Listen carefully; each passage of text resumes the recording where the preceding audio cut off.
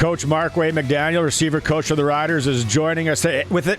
My name's Barney. I get Barry all the time. I get Marty. I get who knows what the heck. You, MarQuay, you must get called some weird names once in a while too. Oh yeah, I get MarQuay a lot, but the QU makes sense, right? So yeah, that's about it though. That still sounds studly though. Like Barry, similar, I feel close. Like I'm 65 and I work on transmissions or something. Let's keep it moving with football, Coach. Couple days, you watch tape today. You guys have your coaches meeting. Your group, the receivers, slow starts again. Can you pinpoint that all the time in the league as a player, as a coach? Why the slow starts on offense? Attention to details. Offense is a little different than defense. One guy mess up on offense and it can change the whole play. One guy mess up on defense, you don't even see it, right? So when you look at the film, man, it's frustrating because stuff is open, but it's one guy every play, or we put together nice drives and turnovers, right? So it's stuff we can definitely fix, not taking anything away from the defenses, but we just got to be locked in on the details, and everybody just got to try to win their job every play. You completed the fifth on this one, but that 2-point convert play, is that a slant or a dig in a post corner from JoJo? No, it's not. But I think he wants that one back. Let's just say that. But no, okay. That wasn't the route. Okay. Hey, Coach, because you played the game as well, and now you've got a coach in this group. Sam Emmel is back on the field. We'd love to see it. But from your experience, how many games does it take to get back into game shape or playing shape? But practice is one thing, and we all love to see Sam out there, but it takes a while, doesn't it, to get kind of back in the groove? Oh, yeah, for sure. I would say at least 2 to 3 games to really – it's one, getting your legs up under you, right? You can get your wind back quick, right, if you're a guy that likes to stay in shape, but as much as you run or train in a pool or at practice, that game speed is just different, right? You can practice all hard, fast, all you want, but that game speed is just a different speed. So I say 2-3 games, get your legs back under you, and a guy like him should be ready to go. Receivers coming back, right? Like it's kind of the time of the year that it's got to be a good thing. But then is it tough juggling, getting guys up to speed? Oh, no, not at all.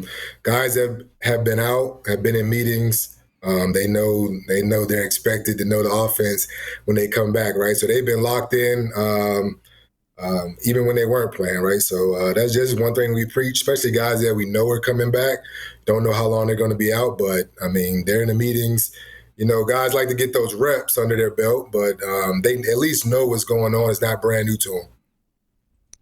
Kean Schaefer-Baker is a guy that Rider fans love. Unfortunately, he's been out, pretty much all of this season. He's been practicing, and we're not asking you to slip out any information that isn't ready for the press or whatever. Is Kean Schaefer-Baker close to being back to the starting lineup? I think it just depends on how his body responds. He's been out there running around, getting more reps, looking better and better each day. So it all depends on how his injury and his body, feels once he gets those, game reps or those practice reps where he's taking a lot of pounding. Is there one of the guys in the receiving corps that reminds you of you when you were playing? Oh, that's a good question. Not really. I would say I think their guys are a lot better than me for sure. If I had to, I guess, give you one guy, I would say toughness wise, Sam. Right, he's a tough guy. You can tell him to block the ends all game. He won't complain. It doesn't show up in the stat sheet, but he's down there grinding it out. But, Sam's a lot faster than I was and a good guy down the field. So I wasn't really that down the field guy. I was more of a route runner type guy. But just the toughness, him with the ball in his hands, fearless. Anything you ask him to do, he's going to do. So I would say from that standpoint, just that mindset, I would say Sam. You guys are playing the Ottawa Redblacks this week. Gino Lewis, to me, is one of the best, if not the best, 50-50 ball guy in the CFL. You're a receiver. Do you just naturally have that, or can that be taught to go get the 50-50? Yeah, that's natural. I coached Gino in 2019 when I was in Montreal coaching. He has a knack for it. I've never seen someone as good as him as far as the timing. He's long, so he goes up with his hands. But that is a knack. Some guys have it. Bigger receivers have it more than smaller receivers because they get more opportunities down the field. But Gino, definitely one of the best I've seen at those 50-50 balls up here. He's just gifted in that area. For the receivers, when they're going to the line, and this maybe is giving the fans a look behind, how many plays in the playbook that these guys have upstairs to this point? I would say on any game, it could be 100 plus.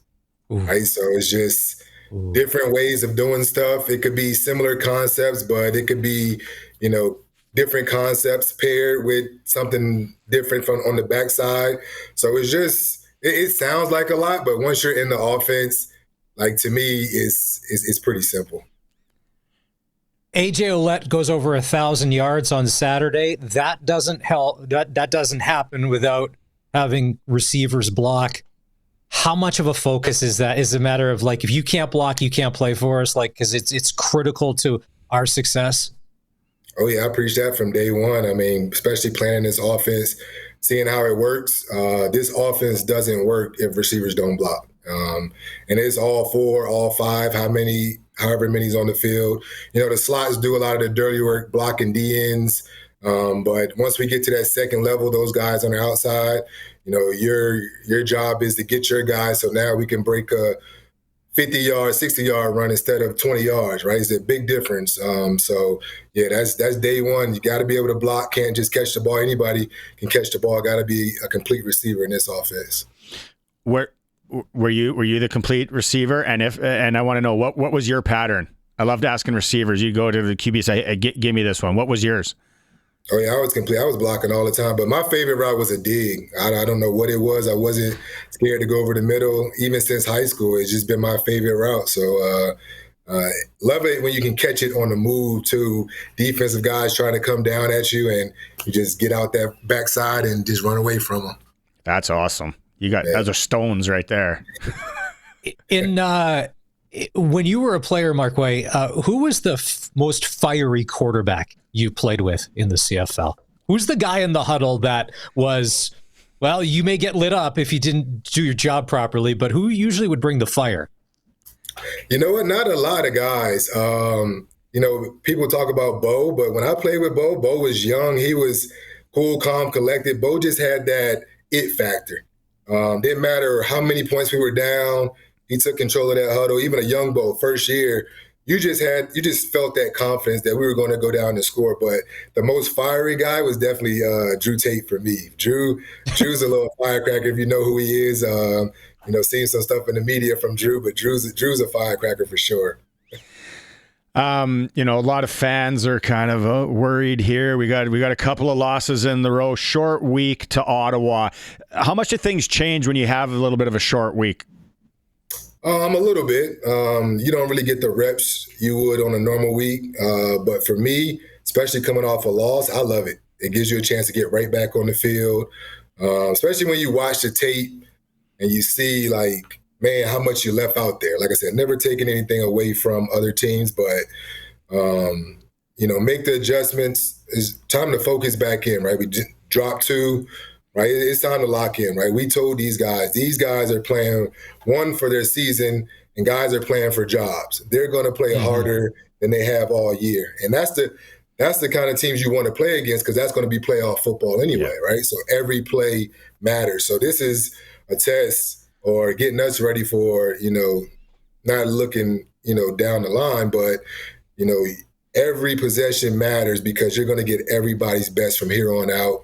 It's the kind of ball you want to be playing. It's playoff football time, so it's time to go. So I love it. I love short weeks, so I'm ready to get back out there and see how we respond. I know their record doesn't show it, but the Ottawa Redblacks, there's a lot of talent on offense and especially on that defense. Who on that Ottawa defense worries you? Or who are some of those people that you always got to know where they are on the field? Well, luckily they just traded away one, so that kind of he was definitely one of those guys you definitely game plan for. But like you said, they got guys everywhere. I like Santos Knox. He's always all over the field. We know Pickett. They're gonna use him to stop the run. But I think their front seven does a lot to kind of help out their secondary. But for guys you want to look out for, definitely Pickett, Knox. They just traded away one, but I know they have another DN over there. Can't think of his name right now. That's pretty good. But like you said, personnel wise, on paper they look good, especially coming into the season. And not just defense, their offense looks good on paper too. So definitely not a game you can go into, relax. Like I said, for us, just coming off the game that we lost, we know we got to lock in. Like I said, those guys are playing for their jobs, so they're going to be ready to go. I want to leave you with this one, Coach. Rule changes last week. As a guy who came up here and played, what do you love about the Canadian game as a receiver, and what do you maybe advocate for when you talk about our game down south? Gotcha. Number one was, for me, the waggle. I had never done it before. Wasn't the fastest guy, so it kind of helped me out a little bit. But it is something you have to get used to. You can't just run full speed toward the line because then you can't get in and out your breaks, right? So it is a feel, but once you learn it, you can really use it to your advantage.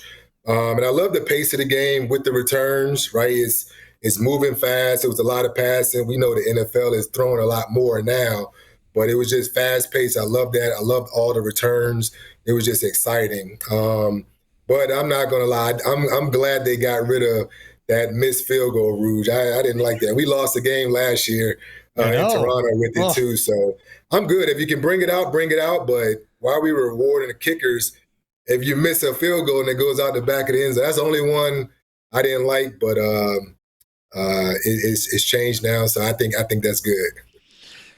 Okay, Curtis just say he found something here on the stream. You're watching it. What was this play all about right here? Yeah, so it was just BC. We knew they got confused with motion, right? So they got confused with motion. They dropped me right down the middle, and that kind of set the tone for the game, and we kept it going. So it was just, like you said, there was nobody around you for 50 yards. I thought play call. BC had 6 guys on the field. Yeah, so what happened was they went cover 0, but they blitzed from both sides. No one tracked when I motioned, so they definitely messed it up. And that was definitely my easiest touchdown, but I enjoyed it. If you're just listening on the radio, you can't see it. It's how many yards, Curtis? 68 yards. MarQuay touchdown when he was with the Stamps against BC, and no one, the nearest guys in salmon arm. Who's your NFL team? I've always been a Cowboys fan. I know it's been rough. Yes, that was the Super Bowl last night. I'm always gonna. That was a victory. The 40-40 tie. That was the Dallas Cowboys Super Bowl win this year. I figured if you didn't score the touchdown to win, that was the best it was going to get. But MarQuay, it doesn't. That 2-point missed convert run back for 2 points. Every play matters in a football game. That was the deciding fact. Nobody knew it at the time, but that was the deciding play of that game because that's the only way that thing stays tied. Yeah, it was huge. And then Green Bay ended up kicking a field goal to tie the game, right? It's in overtime, right? Game would have been over. So, every play matters. And then once we got that, you could kind of see a little spark in the whole team after that play. So, definitely huge. So we learn about Coach McDaniels today is he likes running dig routes across the middle, and he's a Cowboys fan. Just sucker for punishment, Coach. Yeah, it's been rough, but hey, I'm loyal. I'm sticking with him. Yeah. Once Jerry leaves, we'll be fine, though. Jerry ain't leaving.